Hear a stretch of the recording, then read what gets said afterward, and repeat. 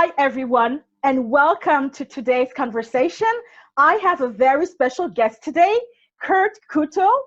Kurt has been competing over the last 16 years in athletic hurdling. He's a four-time Olympian, and he's heading towards his fifth time for the Tokyo Games. And Kurt is also a very special person to me because he has mentored me. And what I absolutely love about Kurt is the fact that he makes things happen. Kurt, welcome to the conversation. Hello, Stella. I don't know now. Ooh, you put me there on the spot. I'm not going to lie. Ooh, you came down with the thunder. Thank you for the great introduction. I really appreciate it. And I'm really honored, really honored to have a special place in your life, like you said. And I'm glad we worked together when we could work together. And obviously now moving forward, we are still continuing to work together, which is really inspiring for me as well. Well, Kurt, thank you so much. I was going to say that there are certainly some things that I've not said about Kurt and that you would love people to know. Did I miss anything? Oh, Stella, you didn't miss anything. Please.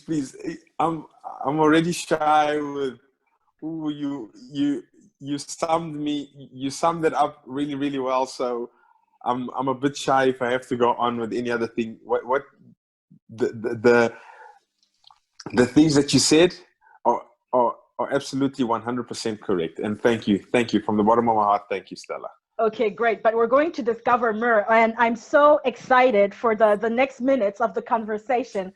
Kurt, the first question that I had for you is, I mean, you've been in the Olympian environment for over 16 years now. What is the meaning of being part of this journey? So, Stella, let me take it back before I actually answer your question. So, at first, it's something that I see on the television, or that we in a way grow up with because we like sports.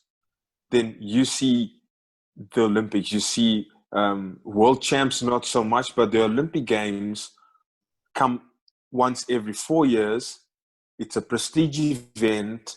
I think after the Football World Cup, it might be the second biggest sporting event. I might be wrong, but it's one of those that's majority watched throughout the world when it happens. So at first it's like, hey, the Olympic Games, I would like to be there. And then once I managed to be at the Olympic Games, then it's almost like a surreal feeling, because not everyone that is training and is in the sport and is in the Olympic sport gets to make it. Now, I made it 4 times and I'm part of this group. And then as you're growing into the sport, they keep telling you more and more statistics about it. And then you end up saying, but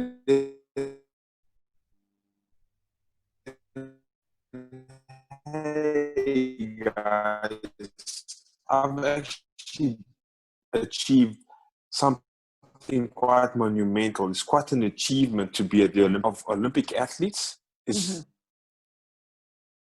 Yeah. So I was, it had a little shortage there, but I wanted to know, the 16 years that you have spent in the Olympic environment. I guess I was very curious to know when you train, and I guess you've trained a lot of times so far. Do you still have the pain of the training, or is your brain somehow, or your body already accustomed to the pain and you don't feel it anymore? What happens inside your brain? I want to take your brain. No, it's so it definitely does not get easier in terms of recovery. But the pain is still there. It does not matter how long you've been going through it. When those sessions are the tough sessions, You still feel the pain. If I have to do time trials, you still feel the nervousness in your tummy. Like even when you warm up before major competition or even before a time trial at training, you have this feeling like you're not warming up. Your legs go a little bit like tingly and numb, but that's all part of being nervous. And that feeling is still there. The pain is still there. And the only thing that gets tougher is the recovery because of my age. Can I laugh? Of course you can. Okay. So because of your age, let's talk about the years you've spent there. I mean, I see, and many people who are listening see the Olympics as a very competitive environment, you know? And when you compete at the Olympics, even over all these years you've spent, how do you stay competitive and still relevant for your game?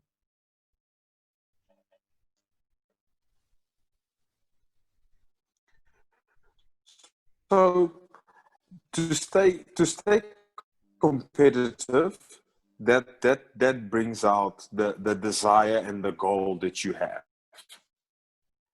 So goals according to my time, because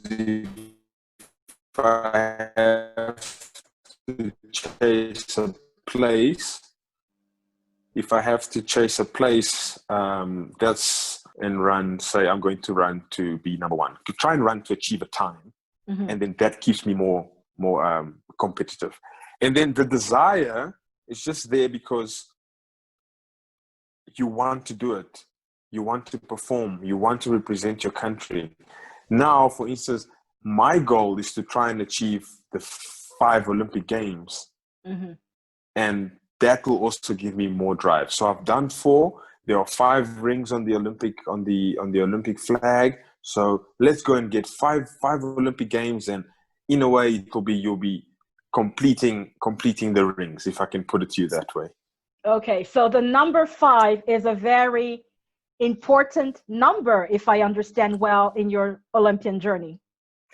Right now, that number is the very important number. So I'll be very realistic. Stella, to go and compete for a gold medal right now will take really, really, really a lot out of me. It's not impossible, but I'll be honest and straightforward. I will need to run way, way, way below my personal best. So my biggest goal right now is to make 5 Olympics. And I'll take it one at a time. I make 5 Olympics, and then I also still would like to run a sub 49 seconds in the 400-meter hurdle. So I'm really close. My personal best is a 49.02. So trying to go and dip 49 seconds will be another monumental feat for me. So those are 2 of the very, very big things that I have for next year's Olympics. Wow. You know, one thing you've taught me is all about goal setting for yourself, right? And I was asking myself, and I think it was interesting also for others, how do you set your mind to compete with yourself, and instead of getting distracted by others? I love the way you talked about your own goals, your own time. How does one not get distracted and stay on their own lines and skip the hurdles as you do without being distracted? Well, those are one of the things, because it's such a technical event, you really need to be focused and try and run a race that is not your race. You will either run too slow or you can run too fast and blow out. London Olympics at the semi-final, and I think I was going at hurdle 3 or hurdle 4, and I clipped the hurdle Mm-hmm. and I almost stumbled. And as I did that, I heard the crowd shouting, and I knew that, oh, here comes David Green. He's up on me. And then I froze, and it totally threw me out of my race. If I would just kept my composure and stayed in focusing and trying to get my rhythm back, the result would have been different. And and then I'll never forget, that's one of the lessons I learned out of 2012, that more and more and more, you go out and you run your own race. You try and go and execute your own race. Because if you don't do that, then things can go horribly wrong really, really quickly. Wow, that's really powerful. I think it's something that we can definitely also apply in life. And I was going to ask you, what are the life lessons that you have taken from the games and that you also use in your life, besides, I guess, being focused? I'll take perseverance. Mm-hmm. You know, Mm-hmm. if you can persevere, that's one of the values I'll take. Setting goals for your life, irrespective of where you are in life and irrespective of how big or how small they are. Set yourself some goals and try and achieve those goals. And then also don't compete with other people. You have your own story to tell. You know, you're going through life at your own pace. Don't try and chase someone else, and then you get totally distracted from your own life. Then you're not living your own life. Then you're chasing someone else's life or someone else's dream. Mm. And then things can end up horribly, horribly wrong. So things in life happen at their own pace for you in that present moment. And that's your story, and that's the story of your life. So I go about it like that. Mm. I go about life like, don't chase other people. Mm-hmm. Try and better yourself, improve yourself in order to get your life goals. Wow, that's very powerful. Kurt, can you still hear me? I think oh, now you're back. You were frozen. Can you hear me? Yeah? I can, yeah, Okay, I can good. hear. Perfect. Awesome. Yeah, Um, that's very powerful what you said. Don't chase after people. And no, the competition is just with yourself, right? that's right. Try and grow yourself, Mm. I mean, I'm not going to chase Stella to the line. I'll rather try and beat the clock to better my time. Mm. So Stella is going out at 10 seconds for the 100 meters. If I chase Stella, maybe I'll just run 999. I'm saying that if I have to chase Stella to run 10 seconds, I know Stella runs 10 seconds, then I will probably then just beat her or come behind her. But if I have to set a goal of running sub 10 seconds and I run to chase the clock, then I might become the eventual winner. Mm. But if I don't become the winner, then at least I achieved the time. You got that goal. So try and grow your own values. Mm. Try and grow your own self. Make yourself stronger in order to go and achieve those goals. Wow, I love the way you said it. Make yourself stronger in order to achieve these goals. Ah, I'm so happy to have you today, Kurt. I have, I remember one of the things that you taught me is not to be defined by what you do. So, for example, as an Olympian, not to be defined just by the Olympian. What did you mean by that? I think it's something interesting for the people who are listening to us.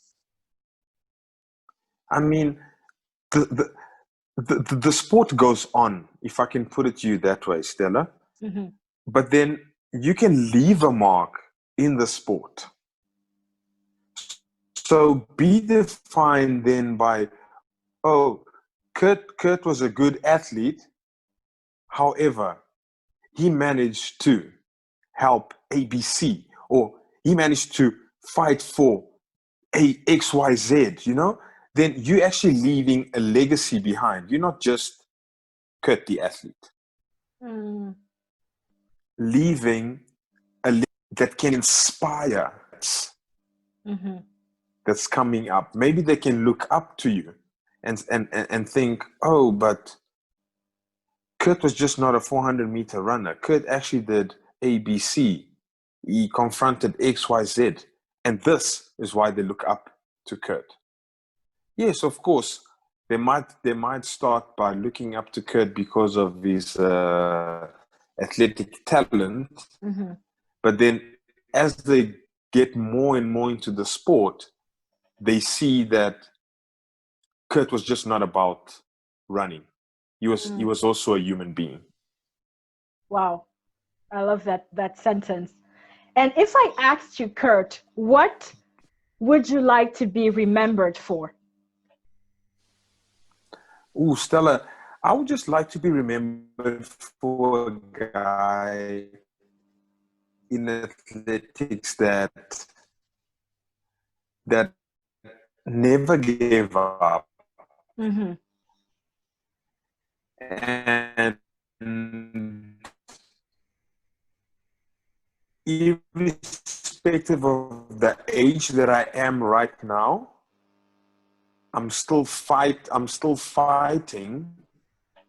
to try and achieve this. I hope that they see level of training in order. So he's not settling for, how can I put it? He's not settling for par and, oh, he's old, he might not make it. Mm-hmm. He's getting out of his comfort zone in order to achieve his goals. So if I can sum it up, get out of your comfort zone in order to progress. Mm-hmm. That's what I would like to be remembered for as well. Wow, that's beautiful.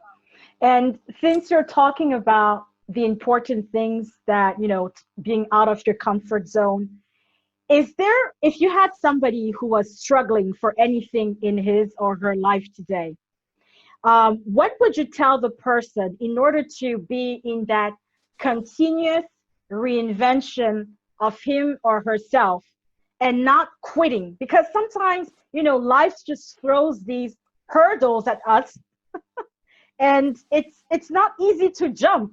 So what do we do? So Stella, one of the very first things I'll tell the person to take a step back, Mm-hmm. unpack everything.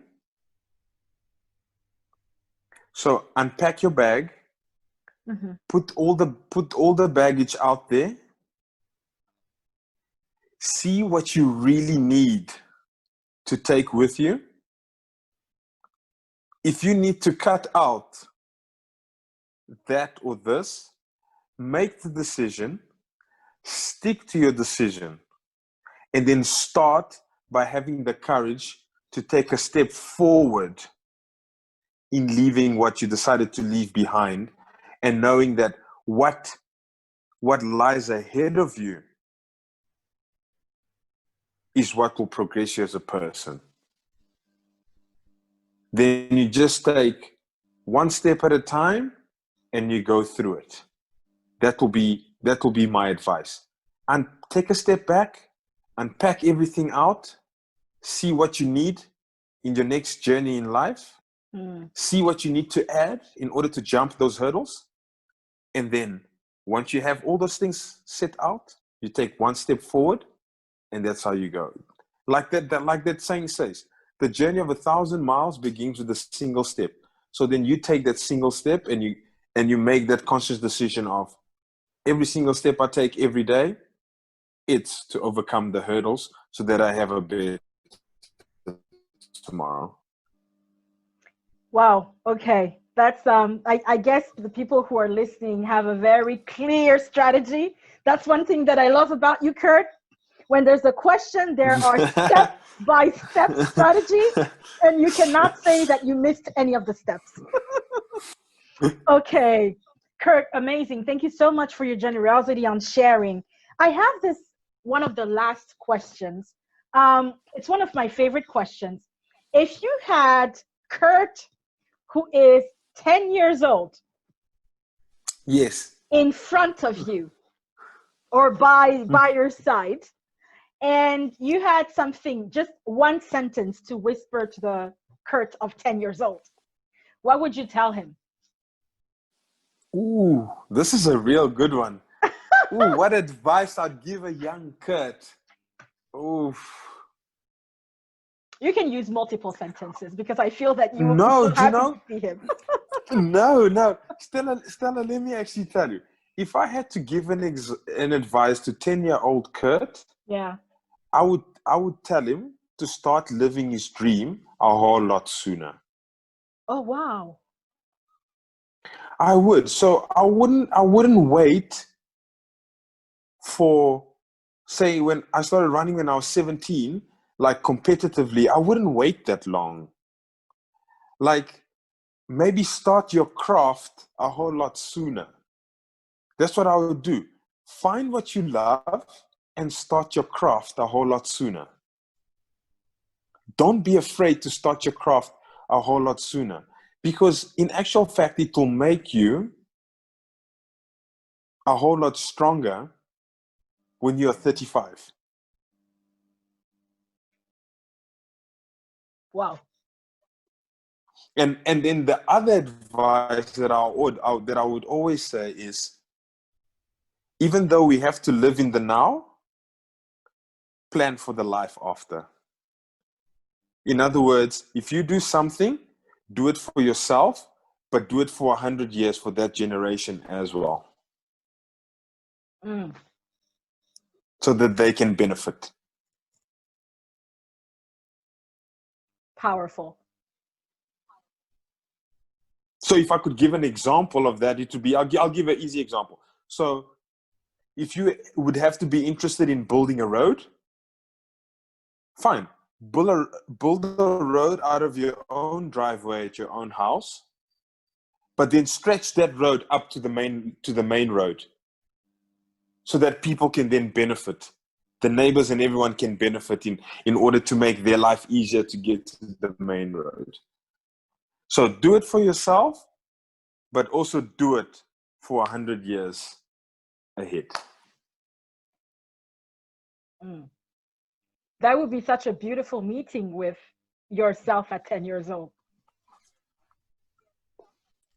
Stella, tell me about it. That will be a meeting. Now that you mentioned 10 years old, I think I'm going to go and ask my mom, hey, Mom, do you have pictures of how I looked when I was 10 years old? Because now I want to see. That's so sweet. Wow. I'm going to ask her. Wow. That would be such a very powerful conversation. Very beautiful. Thank you for sharing with us, Kurt. And so powerful. I can also envision myself, what would I tell that person of 10 years old? So powerful.